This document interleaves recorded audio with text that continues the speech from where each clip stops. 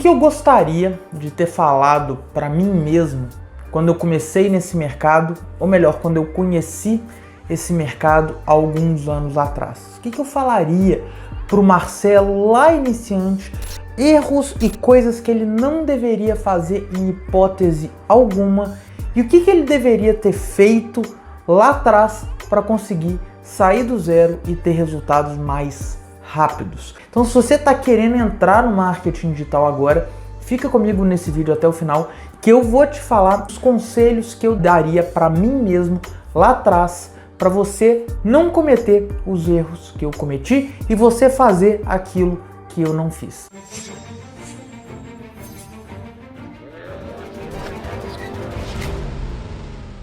Fala, meus jovens, aqui é o Marcelo Tavra e nesse vídeo eu vou falar 6 dicas que eu deveria ter seguido quando eu estava começando no marketing digital.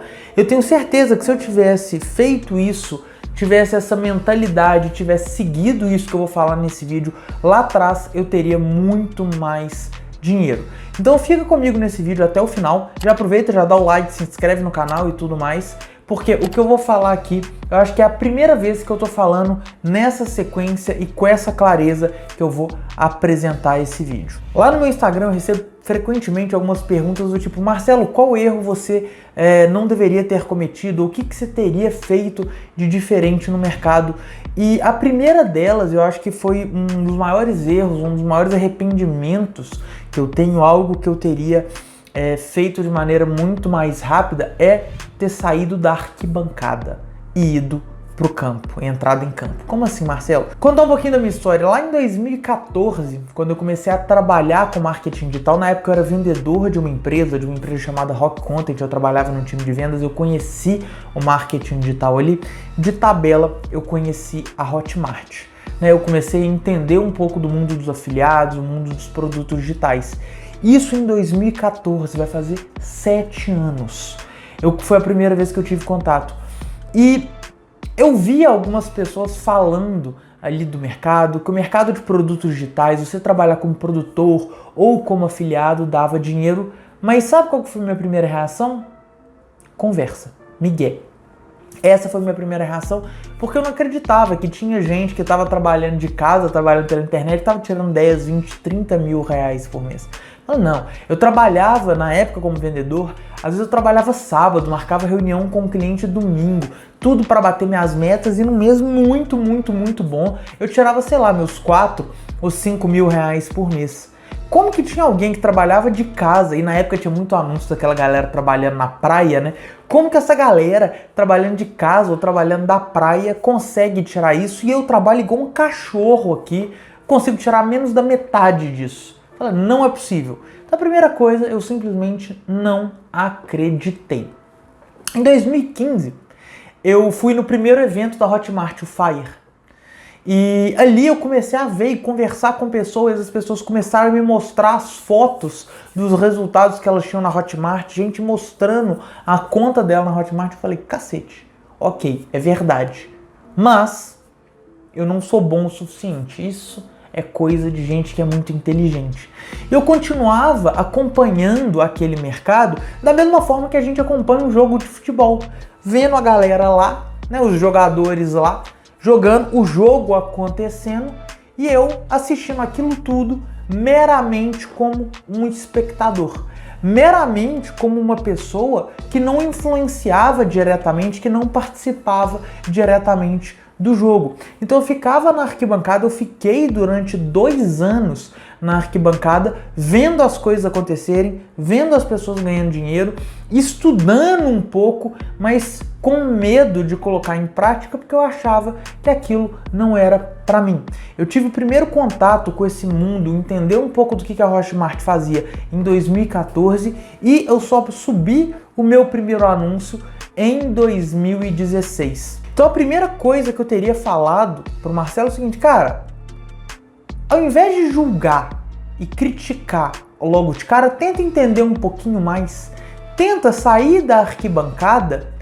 E a segunda dica, entender de fato como que funciona o jogo no campo de batalha. entra em campo. E às vezes você não precisa entrar em campo com tudo, não precisa largar tudo e entrar de cabeça em campo. Você pode pegar um tempo extra, estudar e começar a executar e começar a fazer parte daquele jogo e entender de fato como que é vivenciar aquele jogo. Porque às vezes, igual como acontece no futebol, a gente vê a galera lá embaixo, os 22 jogadores lá jogando, é muito fácil a gente falar, faz isso, faz aquilo, não sei o que, mas a hora que a gente tá lá com a bola no nosso pé, o jogo muda completamente, especialmente pra mim, que eu sou o pior jogador de futebol que eu conheço. Eu não conheço ninguém que é pior jogador de futebol que eu. Ninguém. Eu duvido alguém ser pior do que eu, diga-se de passagem. Mas enfim, quando você vai para o marketing digital e começa a testar algumas estratégias, escolhe uma estratégia e vai atrás dela, você começa a sentir e às vezes você começa até a perder aquela insegurança de que tipo assim, cara, isso não é para mim.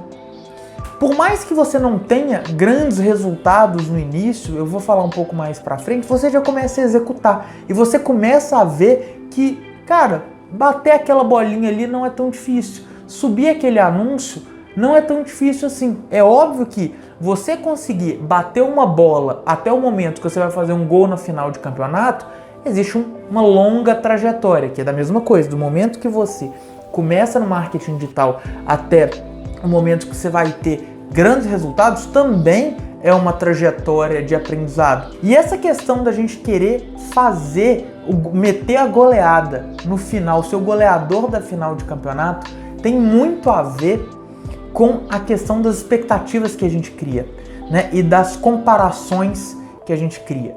Não adianta o 15 de Piracicaba ficar se comparando com o Real Madrid. Né? Uma das coisas que é muito difícil no marketing digital, e eu vou te falar que eu que já tenho alguns resultados, cara, essa questão da gente se comparar com outras pessoas é horrível, porque o tempo todo a gente começa a ver outros players no mercado fazendo resultados absurdos, às vezes resultados maiores do que o nosso, e a gente começa a ficar ansioso, tipo assim, eu preciso fazer aquilo, só que, cara, calma, o seu único concorrente nesse momento é você mesmo. Você não pode deixar com que essa expectativa e que seu ego tome conta. Pensa só, eu hoje, pensando em marketing digital, eu sou um ratinho comparado a um Érico Rocha. Só que eu sou um ratinho com 1 milhão na conta. Então, às vezes, a gente ficar se comparando o tempo todo, criando uma expectativa que, nossa, eu vou faturar 100 milhões, 200 milhões de reais por ano, eu vou estar tirando 1 milhão de reais por mês. Se você começa a se comparar com você mesmo e criar metas, olhar só para você, você vai ter uma vida muito mais tranquila, muito mais leve, e você começa a entender que muitas vezes os resultados que você tem são muito bons. Por que eu tô falando isso? Porque às vezes eu vejo aquela galera comprando Porsche no Instagram, que eu vejo a galera comprando Ferrari, e eu falo, meu Deus, eu preciso disso. Cara, não preciso. Os resultados que eu tenho são muito bons, eu tenho vida extremamente confortável, tenho 1 milhão na conta, tenho segurança para poder viajar, para poder fazer o que eu quiser com a minha grana, e eu tentar simplesmente atropelar ou fazer muitas coisas ao mesmo tempo para tentar atingir esse resultado, às vezes só vai embolar o meu meio de campo, voltando às analogias do futebol. Isso daí puxa a quarta dica, que é a gente pensar nas pequenas vitórias. Pensa só que você acabou de entrar em campo. Não adianta, igual eu falei, você pensar, sua meta é fazer 4 gols no final da Copa do Mundo. Cara, beleza, essa pode ser sua meta. Mas Copa do Mundo acontece primeiro, uma vez a cada 4 anos. Segundo, você tem um longo caminho a ser percorrido até ser convocado para a seleção brasileira, e atualmente você está jogando 15 de Piracicaba, que você está começando agora. Então, quando você coloca a sua meta lá de ganhar, de meter uma caralhada de gol na final da Copa do Mundo, qualquer coisa que não seja isso te frustra. Então, é muito mais esperto você estabelecer pequenas metas que você consegue atingir e que vão te liberar e que vão te dar aquela sensação de prazer, aquela sensação de conquista do que você mirar lá na lua. Eu não concordo que, sabe aquele negócio, tipo, eu mirei na lua e acabei acertando o topo de um prédio? Cara, o problema é que quando você mira na lua e acerta um topo de um prédio, aquele topo do prédio te parece ruim. Então eu vou te falar o que funciona pra mim. Quando a gente consegue estabelecer metas pequenas, que a gente bate todos os dias, a chance da gente ir aumentando essas metas e ir batendo essas metas e criar um hábito saudável na nossa vida é muito maior do que quando a gente coloca algo lá na lua. Esses crescimentos pequenos, essas expectativas que a gente tem facilitam muito, pelo menos funcionou isso muito pra mim e eu queria ter entendido isso lá atrás, porque hoje essa história de pequenas vitórias é um mantra da minha vida. Eu tenho certeza que se eu tivesse começado com isso lá atrás, eu estaria muito na frente de onde eu tô hoje. E outra coisa que eu fiz muito errado foi basicamente o seguinte: imagina só, você tá vendo seu time jogar, o time que você gosta no futebol. E aí num determinado jogo, o técnico vai lá e coloca uma determinada formação. No jogo seguinte, ele muda completamente a escalação, troca os jogadores, coloca uma caralhada de reserva, coloca uma caralhada de reserva do reserva. E no jogo seguinte, ele muda de novo completamente a escalação, muda completamente tudo. E no outro jogo, ele muda o tempo todo. E no outro jogo, ele fala, véi, esse técnico é um débil mental. Porque ele não tem consistência. O time que ganhou, de repente, um time que deu bom, que ganhou lá, ele pegou, mudou no outro jogo e mudou no outro jogo. Você fala, cacete, o que esse imbecil tá fazendo? Esse é um erro que eu cometi e que eu vejo boa parte dos iniciantes cometendo, que é basicamente você começar a seguir e aplicar estratégia que o fulano de tal falou que é melhor, ou o ciclano de tal falou que é melhor. Não, eu vi o fulaninho aqui falou que agora o negócio é Facebook. Agora o outro aqui, o Beltraninho, me disse que o negócio agora é anúncios no Facebook. E agora o negócio é ter uma estrutura de e-mail marketing. Opa, o outro falou que é por WhatsApp. Você vai ver várias pessoas falando coisas diferentes. Mas da mesma forma que um técnico de futebol não pode ficar mudando a escalação e a tática do time porque alguém falou para ele, algum outro técnico, o técnico do Real Madrid falou que o melhor é 4-3-3, então ele vai colocar lá no 15 de Piracicaba 4-3, só porque o Real Madrid falou, o técnico do Real Madrid falou. Você ficar pulando de galho em galho e tentando cada hora uma estratégia diferente, sem entender como que funciona cada uma delas, sem deixar o seu time entrosado, né? Sem entender aquela formação, a probabilidade de você conseguir ganhar o jogo é muito pequena. Eu vejo um monte de gente tentando fazer um monte de coisa ao mesmo tempo, cada dia uma coisa diferente. Então, pô, se você decide, opa, eu quero criar um canal no YouTube, quero crescer meu canal no YouTube, cara, foca naquilo, entende aquilo. Depois de um tempo, você vai ver que tem outras estratégias que podem agregar. Mas quando a gente está iniciando, a gente tem que ficar bom em uma coisa para aquilo começar a ter resultado e a gente usar outras estratégias para complementar aquela que a gente está usando, aquele pilar. Ao longo do tempo é natural que a gente mude. Só que quando você está mexendo no carro andando, é muito mais fácil do que você tirar ele do absoluto zero. Isso daí vem a sexta dica, que isso é uma das coisas que eu acho que eu entendi só no ano passado, em 2020.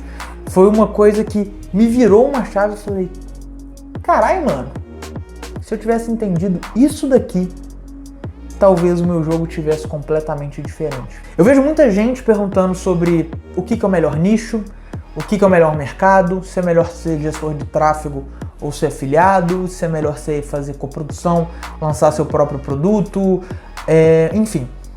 O que eu quero deixar claro é o seguinte, que o nosso foco, quando a gente está começando do zero e quer desenvolver, quer entrar no marketing digital, não deveria ser necessariamente ser afiliado ou ser coprodutor. Deveria ser a gente se tornar um bom profissional.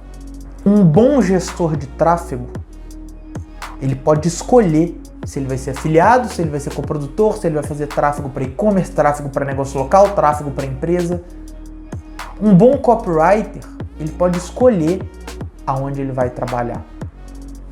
Quando a gente fica bom, quando a gente se torna uma mão de obra cara, quando a gente desenvolve as habilidades para ter uma mão de obra qualificada, né, quando a gente de fato tem uma mão de obra qualificada, a chance da gente conseguir se tornar rico aumenta muito. Por quê? Porque se existisse uma estratégia que fosse simples, que todo mundo conseguisse aplicar e ganhar dinheiro, a gente estaria morando na Suíça, concorda? Por que isso acontece? Porque ganha dinheiro, no fim das contas, quem consegue ter uma mão de obra, quem consegue resolver problemas de pessoas. Então, a partir do momento que você é um bom profissional, tem uma boa mão de obra qualificada, você se torna rico por consequência. Você consegue vender a sua hora ou o seu conhecimento, enfim, seja até como funcionário, você consegue, funcionários que são muito essenciais para a empresa, muitas vezes ganham muito. Por quê? Porque a mão de obra que ele tem, o conhecimento que ele tem, gera muito retorno. E a partir do momento quando você tem um conhecimento que gera muito retorno, você geralmente é bem remunerado por isso. Então o Lucas, meu sócio, ele tem uma frase que a gente tem que se tornar caro para depois a gente se tornar rico. Então essa é a lógica. Isso era uma das coisas que eu queria ter mudado na minha cabeça, que eu deveria muito mais focar em desenvolver as minhas habilidades e entender como eu poderia aplicar aquelas minhas habilidades do que simplesmente ficar escolhendo qual que é o melhor nicho. Porque se você for bom, não importa qual que é o nicho, você vai conseguir se destacar nele. Se você for um bom gestor de tráfego, você pode prestar serviço para uma cacetada de gente e cobrar caro. Se você for um bom copywriter, provavelmente você vai conseguir escrever boas cópias de praticamente qualquer nicho. Então, recapitulando as 6 dicas que eu falei. Primeiro, saia da arquibancada. O segundo, comece a jogar o jogo para você entender de fato como que as coisas acontecem. Terceiro, não adianta você ficar se comparando com os outros. Não adianta você ficar comparando o 15 de Piracicaba com o Real Madrid. Foca no seu próprio jogo. Você é o seu principal concorrente. Quarto, pense em pequenas vitórias. Então foque nas vitórias que estão ao seu alcance. Não adianta você pensar em meter uma goleada no final de Copa do Mundo se você está aprendendo a jogar o jogo agora. Quinto, não fica mudando a escalação do seu time o tempo todo. Se mudar a escalação do seu time o tempo todo, provavelmente vai te trazer derrota atrás de derrota. E por fim, foque em ser um bom profissional, se destacar naquilo ali. Porque a partir do momento que você for bom, o dinheiro vai vir por consequência. E se você está disposto a se tornar um bom profissional, se você está disposto a seguir essas dicas que eu te falei, tem o meu curso, link aqui na descrição, tá na promoção. Espero te ver na primeira aula, porque ali eu tenho certeza que te ajudar a se tornar um bom profissional, eu não tenho a menor dúvida que ele vai te ajudar. Beleza? Um abraço e nos vemos no próximo vídeo desse canal.